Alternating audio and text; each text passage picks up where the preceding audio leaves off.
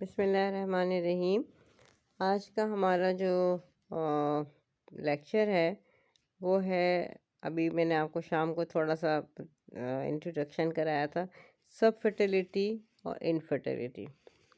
अब एक common sense में हम सब समझते हैं, कॉमन लैंग्वेज में, कि सब फर्टिलिटी और इनफर्टिलिटी का मतलब ये है the couple is living together और उनके they don't have any issue, उनके बच्चे नहीं हैं। ठीक है। अब हम मेडिकली कैसे पढ़ेंगे? चाहे आप फाइनल, ये मैं आसान करके पढ़ा रही हूँ, फाइनल ईयर भी पढ़ सकती है, पोस्ट ग्रेजुएट्स भी पढ़ सकते हैं, और उसके बाद फिर आपने अपना, ये आपको मैं क्लू दे रही हूँ, फिर आपने अपना होमवर्क खुद करना है, डिटेल्स में जाना है। तो आप सबके लिए ये है कि इनफर्टिलिटी जो है ना, वो एक एब्सोल्यूट टर्म है। हम कह देते हैं, डिक्लेयर कर देते हैं ये इनफर्टाइल है। तो हम कब कहते हैं कि अगर हमें ये देखें, ये मैंने डायग्राम बनाई है, इस डायग्राम में ये है कि अब कोई फीमेल है, उसमें एजेनेसिस है, तो उसमें जो है ना वो यूट्रस की, ये यूट्रस है ही नहीं। जब यूट्रस ही नहीं होगा तो फिर और चीज़ें तो हैं, लेकिन हम सरोगेट मदर आपने सुना होगा, लेकिन अभी इस जो हमारा सेटअप है पाकिस्तान का, उसमें ये प्रॉब्लम करेगी। या हम ये कहें कि सिरे से जो है वो ओवरीज बनी ही नहीं है, ओवेरियन एजेनेसिस है, एब्सेंट है ओवरीज। ठीक है। तो ये हम या तीसरी चीज़, अब मेल के ऊपर आते हैं, तो मेल में ये है कि टेस्टिकुलर फेलियर है, टेस्टिस आर नॉट वर्किंग। ठीक है। उनके हल वेस्ट में बहुत सारे हैं कि स्पर्म डोनेशन कर दें, सरोगेट मदर हो जाए। सरोगेट का मदर का मतलब ये होता है कि आपने फर्टिलाइजेशन की और किसी और के यूट्रस में रख लिया। लेकिन हमारे इसमें ये कि इनफर्टाइल, ये कि व्हेन शी कांट कंसीव, हम कह देते हैं भाई अब ये नहीं कंसीव कर सकती, because there are multiple reasons. ठीक है। लेकिन जो सब फर्टिलिटी है वो ये कि उसमें सारा ऑर्गन्स ठीक है, उनके थोड़ा सा डिसफंक्शन है, उसको हमको ठीक करना होता है। तो जो सब फर्टिलिटी की डेफिनेशन है क्या है? It is the second most common cause or reason for the woman of the childbearing age to visit the doctor। ठीक है। और अब मैंने आपको ये बता दिया था, ज़ाहिर है ये एक इशू है हमारे, बहुत इम्पोर्टेंट इशू है हमारे जो गायनिक की स्पेशलिटी है। तो हम इसको डिफ़ाइन कैसे करेंगे? हम डिफ़ाइन ऐसे करेंगे कि जो सब फर्टिलिटी है, subfertility is defined as a woman at the reproductive age which does not conceive after the 1 year, or you can say 2 years, ज़रूरी नहीं है, of marriage, आफ्टर कह सकते हैं, और विद अनप्रोटेक्टेड इंटरकोर्स। ठीक है। In the absence of any cause of infertility. वही बात आ गई कि इनफर्टिलिटी का क्या था कि उसके अंदर सारे ऑर्गन्स हैं, यूट्रस भी है, ओवरी भी है, फ्लोपियन ट्यूब्स भी खुली हैं, और स्पर्म की काउंट भी ठीक है। तो हम इससे कहते हैं कि सब फर्टिलिटी है। तो कहीं ना कहीं ओवरीज तो हैं, लेकिन हो सकता है ओवुलेशन ना हो रही हो, स्पर्म तो प्रोड्यूस हो रहे हैं, हो सकता है इनकी क्वालिटी ख़राब हो, काउंट लो हो। ठीक है। और यूट्रस है, मे बी कोई फाइब्रॉइड हो, कोई पॉलिप हो, मे बी यूट्रस में कोई और प्रॉब्लम हो। तो इसकी डेफिनेशन फिर मैं रिपीट कर देती हूँ। A women at the reproductive age which does not conceive after the 1 year of the marriage, and in obviously having unprotected intercourse in the absence of any cause of infertility। और वो मैंने आपको पहले ही बता दी थी वो क्या है। अच्छा, अगर अब हमने इनको करना हो क्लासिफाई, तो हमारे पास ये है कि एक प्राइमरी इनफर्टिलिटी होती है, एक सेकेंडरी होती है। प्राइमरी में ये होता है कि a women have never conceived, उसने कभी कंसेप्शन की ही नहीं होती। उसकी शादी को चाहे कितने साल हो गए हैं, तो उसने कंसीव नहीं किया, चाहे 4 साल हो गए, 5 साल हो गए, उसने शी नेवर कंसीव्ड। इसमें मतलब है कि ये प्राइमरी इनफर्ट सब फर्टिलिटी है। सेकेंडरी क्या है, उसने कंसीव किया, बेशक अबॉर्शन हो गया, बेशक आईयूडी हो गई, बेशक उसका प्रीमेच्योर हो गया, लेकिन उसने कंसीव तो किया ना। I mean she has the potential कि उसने कंसीव किया, तो उसका इलाज जो है वो हमें ज़्यादा होपफुल करता है कि हम अगर थोड़ी सी तवज्जो दें और उसके फैक्टर्स को एड्रेस करें तो बेहतर होगा। अब हमने एटियोलॉजी देखनी है। फिर मैंने आपको ये डायग्राम्स बहुत हेल्पफुल हैं। यहाँ पे आप देखें, फ्लोपियन ट्यूब है, ओवरी है और यूट्रस है।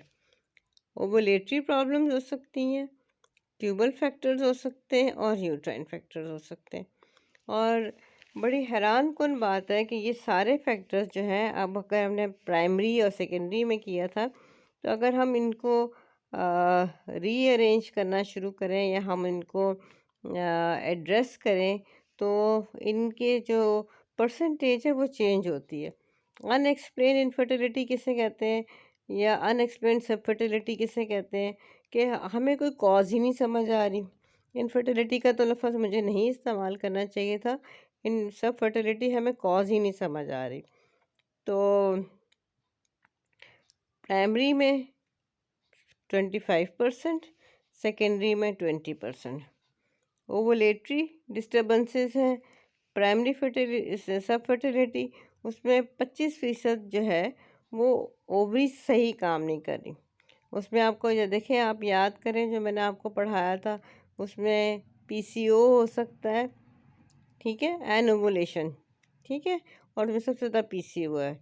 और सेकेंडरी में क्या है, 15%। अच्छा, हाइपरप्रोलैक्टिनीमिया भी हो सकता है, वो भी पीसीओ में होता है।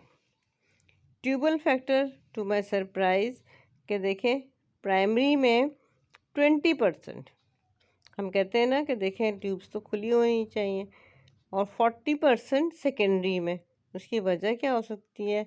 व्हाट आई हैव कंक्लूडेड कि उसने पहले कंसीव किया, सिजेरियन हुआ, मे बी अंदर कोई ब्लड रह गया, कोई इन्फेक्शन हो गई, ट्यूब्स बंद हो गई, कोई दाई हैंडल्ड है, कोई एक्टॉपिक प्रेगनेंसी हो गई, तो उसकी ट्यूबल डैमेज हो गई। तो ट्यूबल फैक्टर 40% है, डबल ऑफ प्राइमरी चला गया। मेल फैक्टर प्राइमरी में 30% और उसमें 20%। यूट्राइन कॉजेज़ है, तो उसमें क्या है कि 10% जो है प्राइमरी में और 5% सेकेंडरी में। अच्छा, अब होता ये है कि इसमें 10% क्यों है? क्योंकि हमें कोई यूट्राइन लगता है, कोई सेप्टा है, कोई और चीज़ है, तो हम कहते हैं कि हमने उसको करेक्ट कर लिया।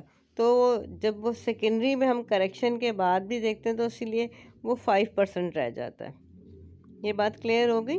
जैसे कि मैं आपको ये बताऊं कि ये यूट्रस है और कोई वजह थी कि यहाँ पे एक सेप्टा था, और कहते हैं ये कि जितना छोटा डिफेक्ट होता है उतनी ज़्यादा अबॉर्शन के चांसेस होते हैं। या यहाँ कोई फाइब्रॉइड था, तो हमने अगर ये प्राइमरी में तो 10% था, हमने अगर इसको रिमूव कर दिया तो ये करेक्ट हो गया, तो फिर सेकेंडरी में इसको सिर्फ 5% रोल रह जाता है।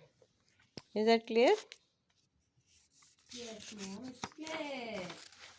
अच्छा, अब हमारे पास बहुत आसान है, ये चीज़ जो मैं करूँगी ना, ये रेपिटिशन होगी बार बार, लेकिन इस रेपिटिशन से आपको याद हो जाएगा। अब प्रिंसिपल ऑफ मैनेजमेंट, आपके पास कोई भी आता है, मैंने अब आपको बता दिया कि ओवुलेटरी फैक्टर हो सकता है, उसका ट्यूबल फैक्टर हो सकता है, कोई यूट्राइन फैक्टर हो सकता है, और मेल में ऑब्वियसली ह्यूमन एनालिसिस है। Take a critical history, couple should living together, duration of subfertility क्या है, 10 साल हो गए, 15 साल हो गए, 5 साल हो गए, 3 साल हो गए, एज ऑफ वुमेन और couple, I mean if they are 40, 45 plus, so chances are slim. If they are 20s, in their 20s, 25, chances are brighter, so age counts.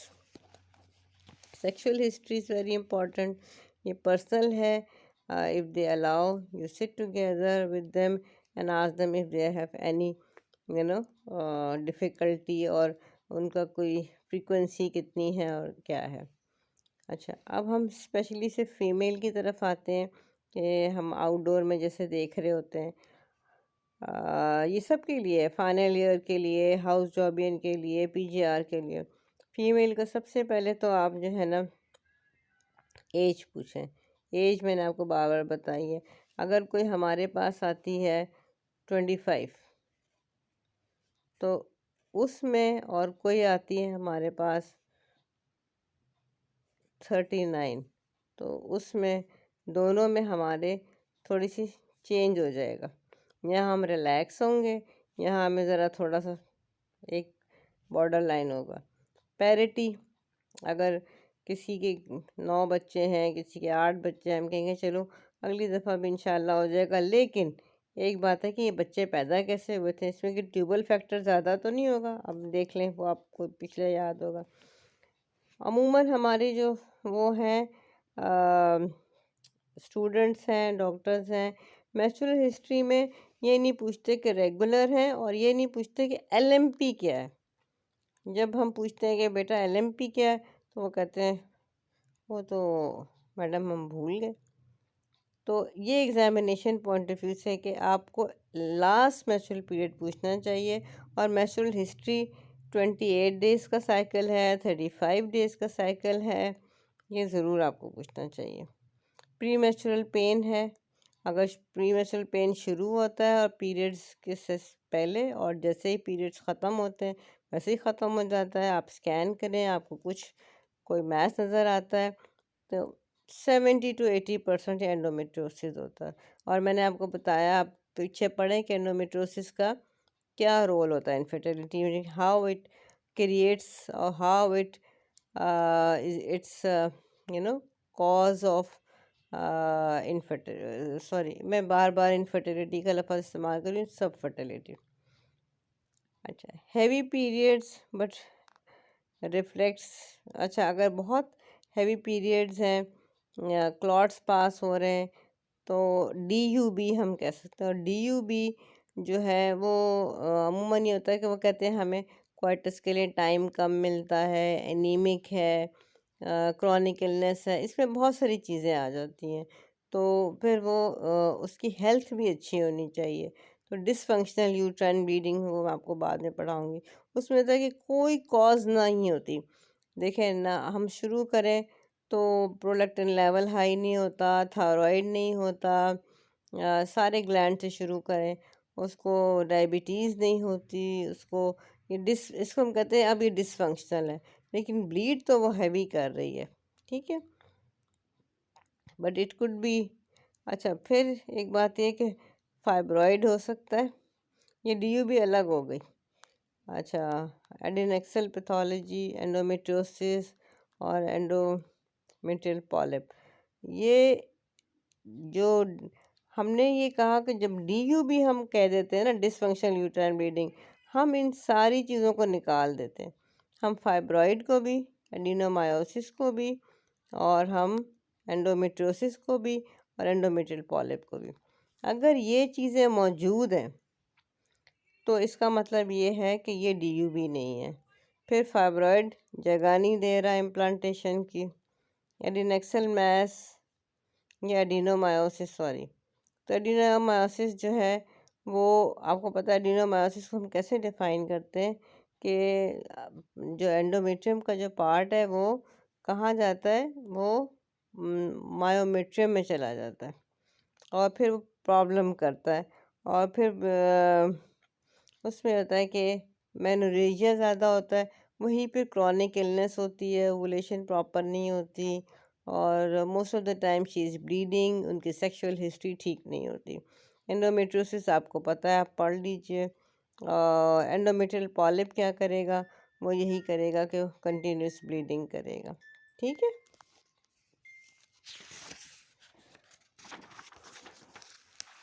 ये बड़ा ट्रिकी सा है, लेकिन ये मैथमेटिक्स की तरह है। ये जिस तरह 2 + 2 4 है ना, तो गायनी ऑप्स ऑलमोस्ट इसी तरह ही है। अच्छा, अब ये कि अगर हैवी ब्लीडिंग है तो हैवी ब्लीडिंग का क्या मतलब हुआ कि 80 ml पर साइकिल या फिर क्लॉट्स पास कर रहे हैं, तो आप उसका जो है वो देख लें कि कोई लोकल ऐसा तो नहीं है, कोई मेलिग्नेंसी है, कोई एंडोमेट्रियल पैथोलॉजी है, या कोई ऐसा उसको कोई हार्मोनल कोई और प्रॉब्लम तो नहीं है। ये भी हो सकता है कि कभी कभी हमें पता नहीं चलता। हाँ, हम कह रहे होते हैं सब फर्टिलिटी है, और हमारे पास आती है, हम प्रोब रखते हैं तो मोलर प्रेगनेंसी होती है। ठीक है। तो ये सारी चीज़ें जो हैं ये हमने उस तरह रूल आउट करनी है। अब हम जहाँ मेल के ऊपर आते हैं, तो मेल पे हमें डिटेल्ड हिस्ट्री लेनी है। अब अगर आपके पास वो है यूरोलॉजिस्ट है तो इट्स वेल एंड गुड, नहीं तो आपको कम से कम इतनी होनी चाहिए कि आप इतना, क्योंकि आप डॉक्टर हैं, कोई ऐसे मसला नहीं है। डिटेल्ड हिस्ट्री ले लें कि कोई आपका बचपन में ऐसा ऑपरेशन तो नहीं हुआ था, आप कब आपकी आवाज़ कब बदली थी, प्यूबर्टी का क्या था, कोई आपका ट्रॉमा तो नहीं हुआ, कोई एक्सीडेंट तो नहीं हुआ, कोई आपकी सर्जरी तो नहीं हुई, और आप उसको please ask to get the semen analysis. ठीक है। और अब जो है परफॉर्म रेलेवेंट एग्जामिनेशन, वो आप अपने किसी असिस्टेंट को कह दें। जनरल इंस्पेक्शन है, बीएमआई सबसे ज़्यादा इम्पॉर्टेंट है, हैबिट स्मोकिंग की, और नस्वार जिससे हमारे यहाँ लोग आते हैं। ठीक है। और और बस इस तरह की कोई भी any sort of addiction, smoking, नस्वार, और इस चीज़ों का मैं नाम नहीं लेना चाहती, तो वो उसको कर लें। थायराइड प्रॉब्लम ना हो, तो वो खातून में भी नहीं होना चाहिए। This should not be in the female as well, क्योंकि हाइपोथायराइडिज्म और हाइपरथायराइडिज्म दोनों ही करते हैं। और कोई एंडोक्राइनल प्रॉब्लम ना हो, डायबिटीज़ है और कोई प्रॉब्लम है, वो नहीं होनी चाहिए।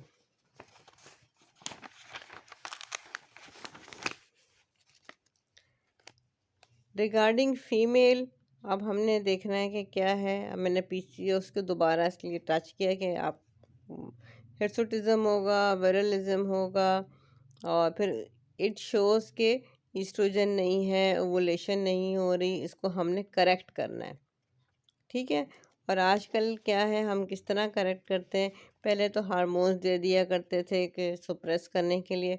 अब आजकल जो है वो इस तरह आ रहे हैं कि सबसे पहले तो डाइट मॉडिफिकेशन करें, लाइफस्टाइल मॉडिफिकेशन करें, और हम इसको खैर पूरा डायग्नोज भी करेंगे, लेकिन अगर आपको सामने सामने नज़र आ रहा है, और उसके बाद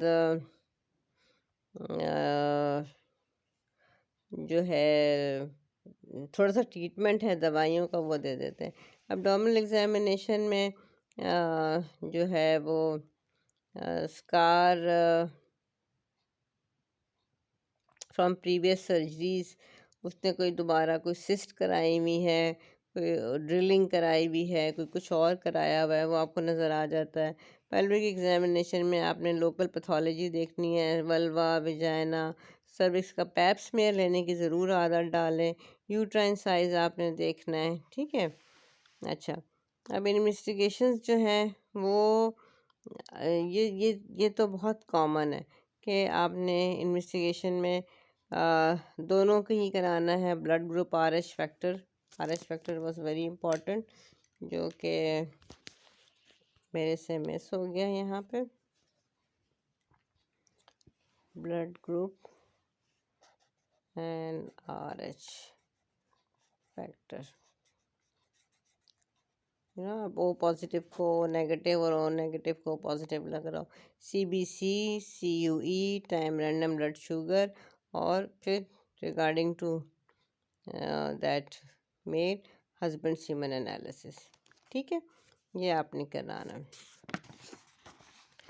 अब आपको इतना पता चल गया ना कि ये मेन थी इन्वेस्टिगेशन जो हमने करानी थी, और हमें इतना पता चल गया कि ये PCOS हैं। हमने इसको क्या करना है कि हमने देखना है कि ओवुलेशन का प्रॉब्लम ना हो, क्योंकि हम पीछे से फीमेल का ले रहे थे, और ये अब हम जनरल उसके ऊपर आ गए थे इन्वेस्टिगेशन भी दोनों के लिए, कि blood group, RH factor, CBC, CUET, time random blood sugar.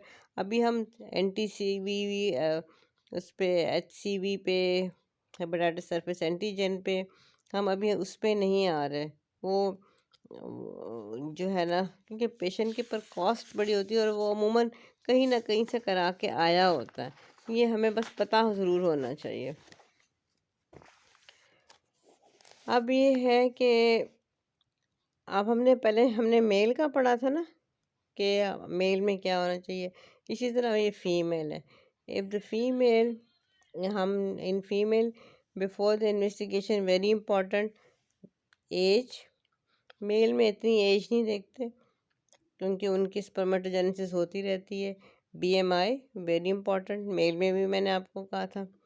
Rule out any medical disorder, diabetes है, एपिलेप्सी है, थायराइड डिजीज़ है, ये मैंने आपको मेल में भी कहा था। इफ़ शी इज़ ओबीज़, हिर्सुटिज़म है, वही बात मैं आपको बार बार रिपीट कर रही हूँ ताकि आपको ये हैमरिंग हो और आपको ये लगे कि बहुत इम्पॉर्टेंट है और आपने इसको मिस नहीं करना। और उसका साइकिल डिस्टर्ब है तो आपने रूल आउट करना है। हार्मोन्स पे नहीं डालना, हार्मोन्स पे डाल के आप मास्क कर देते हैं। Find out the cause why her cycles are disturb. फिर आपने बेसलाइन के बाद आपने फ्री सीरम टेस्टोस्टेरोन कराना है, GTT इफ़ नीडेड, अगर उसकी फैमिली में कोई डायबिटिक है। और अगर आपको लगता है GTT उस पर कॉस्ट इफ़ेक्टिव नहीं है और उसको जाना आना नहीं है, वो कहीं दूर रहती है और she is engage in job, तो आप उसको बिल्कुल एक ऐसी डाइट बता सकते हैं, इतनी आप ज़रा नॉलेज रखें जिसमें कि ग्लूकोज, जिसमें कार्बोहाइड्रेट्स कहना चाहिए, कट डाउन हो जाए। Lipid profile if she is obese, वरना आप उसको बड़े आराम से कह सकते हैं कि देखें आप चिकना और मीठा कम कर दें। तो इससे उसका ये इन्वेस्टिगेशन अगर वो नहीं भी करा सकती ना तो उसको फ़ायदा होगा, अगर करा लेगी तो इट्स बेटर। लेकिन ये इंडिकेशन है, आपको ये बतानी चाहिए। डाइट मॉडिफिकेशन मैंने आपको पहले ही बताया कि अगर ये वो नहीं करा सकती तो आप ये करा लें, ठीक है ना। एक्सरसाइज आपने उसको बतानी है, ठीक है, और रिडक्शन ऑफ वेट। अच्छा, अब रह गया एंडोमेट्रोसिस। एंडोमेट्रोसिस में आपने जो है वो, मैंने आपको पहले ही कहा था कि अगर उसको प्री मेंस्ट्रुअल पेन है और जैसे पीरियड्स शुरू होते हैं पेन ठीक हो जाता है, और फिर तो आपको अल्ट्रासाउंड कर लें ज़रूर, आपको लगे कि है मैसेज। फिर भी अगर आपको कंफर्म नहीं होता तो आप लेप्रोस्कोपी कर लें, और अगर आपको लेप्रोस्कोपी पे लग रहा है कि एडहीजन्स हैं, बहुत पुरानी है एंडोमेट्रोसिस, मैं इसको लेप्रोस्कोपी के लिए नहीं रिसेक्ट कर सकती, तो आप इसको लेप्रोटमी में चेंज कर लें, ठीक है। अच्छा, फिर हमारे पास अब आखिरी चीज़ क्या आ गई थी। अब हमने देखें, अगर हम अब पीछे से रिवाइज करें तो क्या चीज़ थी, हमने क्या क्या कहा था, ओवुलेटरी, ट्यूबल और यूट्रस। अच्छा, हमने देखा कि ओवरी सही काम करी, PCO हमने कहा देखें डाइट मॉडिफिकेशन देंगे, हम उसको देखेंगे कि सीरम टेस्टोस्टेरोन लेवल ज़्यादा है, सब कुछ है। फिर हमने कहा कि हम यूट्रस का अगर कोई सेप्टम है, कुछ और चीज़ है, वो रिसेक्ट करेंगे। अगर हमें लगेगा एंडोमेट्रोसिस ज़्यादा है, वो यूट्रस की प्रॉब्लम है। अब हमारे पास आखिरी में रह गया ट्यूबल पेटेंसी। ट्यूबल पेटेंसी में हिस्टेरोसल्पिंगोग्राफी इज़ द सेफेस्ट थिंग, आप करें, पेशेंट चलता हुआ जाता है, you don't need anaesthesia, Urografin inject करते हैं थ्रू सर्विक्स, फ्लोरोस्कोपी पे, या जिनके पास फ्लोरोस्कोप नहीं है एक्सरे 2-3 ले लें, आपको ट्यूब नज़र आ जाएगी। और अगर आप कर सकते हैं उसी की कॉम्प्लीमेंट्री है, आप लेप्रोस्कोपी भी कर सकते हैं, लेकिन लेप्रोस्कोपी कहीं कहीं उसकी वो आ जाती है थोड़ी सी limitations, like if she is having previous surgery, she is very obese, she is having previous 3, आपको लगता है कि मैंने डाला ट्रुकार या वो वेरी, तो ऐसा ना हो कि कुछ चीज़ डैमेज हो जाए। ठीक है, तो एट द एंड क्या है, ट्रीट द कॉज। अब आपने ट्रीट द कॉज में, अगर अब मैं फिर आपको ये बना के दिखाऊं कि ये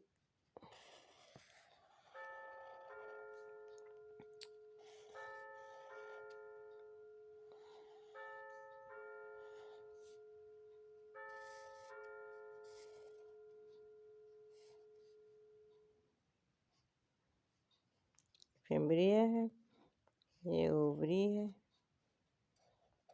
तो आपने ट्रीट द कॉज में ये देखें ओवुलेशन हो रही है प्रॉपर यहाँ पे। ठीक है, ये पेटेंट है, यहाँ तो कोई प्रॉब्लम नहीं है। ठीक है, यहाँ हमने प्रॉब्लम क्या क्या पढ़े थे, हम रिपीट करें। ये तो था कि एजेनेसिस ना हो तो इनफर्टिलिटी में आ गया, पॉलीसिस्टिक हो सकता है, कोई सिस्ट हो सकती है, कोई भी डर्मोइड सिस्ट हो सकती है, आपने सारा रूल आउट करना है। ट्यूब्स जो हैं वो पेटेंट हैं नहीं पेटेंट, आपने उसको देखना है। यहाँ एंडोमेट्रियोसिस, अच्छा जो एंडोमेट्रोटिक सिस्ट होती हैं वो ओवेरियन ज़्यादा होती हैं, तो फिर क्या होता है पेरिटोनियम में, मैंने आपको सारा पढ़ा है, वापस पढ़ लें। यहाँ से जो एग आता है वो फिम्ब्रिया जो है उसको उठा ही नहीं सकता, प्रोस्टाग्लैंडिन जो है वो उसको इनगल्फ कर लेते हैं। ठीक है, तो सबसे इम्पॉर्टेंट बात यह है कि आपने उसको हिस्ट्री को देखना है, सारी हिस्ट्री आप पीछे से आप जाएंगे देखेंगे, आपने बीएमआई, एज, उनकी सेक्सुअल हिस्ट्री, उनकी बचपन की हिस्ट्री, एक्सीडेंट, अच्छा हेड इंजरी भी बहुत इम्पोर्टेंट है।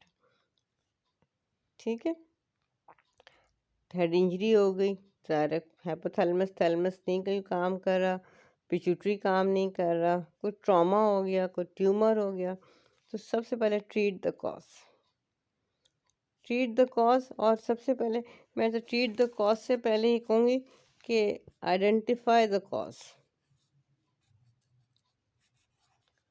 आइडेंटिफाई द कॉज,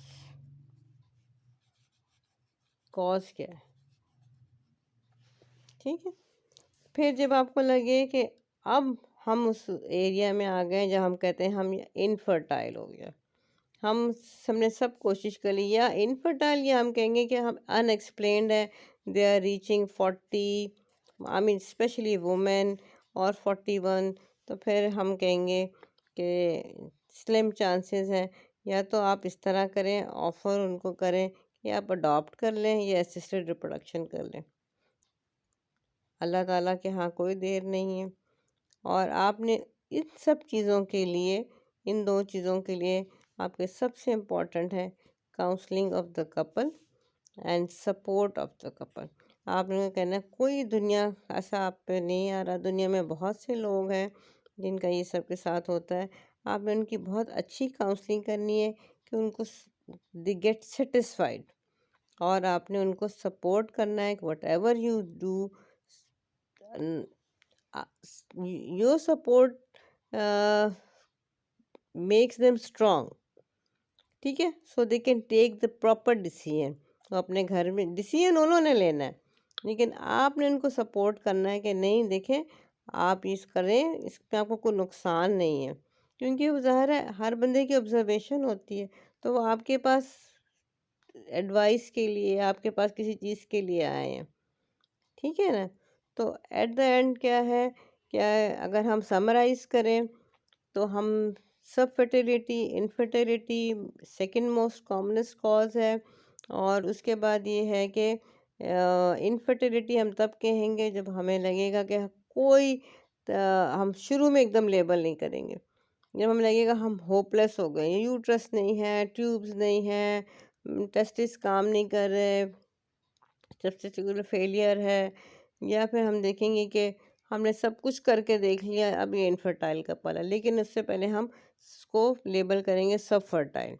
और फिर हमने फीमेल की अलग हिस्ट्री लेनी है, मेल की अलग हिस्ट्री लेनी है, मेल का अलग एग्जामिनेशन करना है, फीमेल का अलग एग्जामिनेशन करना है। और हमने देखना है फीमेल में 3 चीज़ें देखनी है, ओवुलेशन प्रॉपर हो, ट्यूबल डैमेज ना हो, और उसके यूट्रस में कोई प्रॉब्लम ना हो। और मेल में हमने ये देखना है कि उसका सीमेन एनालिसिस ठीक है। फिर तीसरी चीज़ ये है कि उनकी आपस की पर्सनल सेक्सुअल हिस्ट्री है, वो आर द लिविंग टुगेदर। अब हम सारी हिस्ट्री ले लेते हैं, जो पूछते हैं तो पता चलता है वो मियाँ तो आर्मी में वहाँ होता है, वो तो 6 महीने के बाद आता है। तो आपको हर चीज़ ये देखनी चाहिए, ठीक है। तो अब एट द एंड क्या है, identify the cause, treat the cause, and if you feel like they can't have their own child, counsel them, support them, give and let them decide whether they are going for assisted reproduction or for adoption. ठीक है, thank you very much.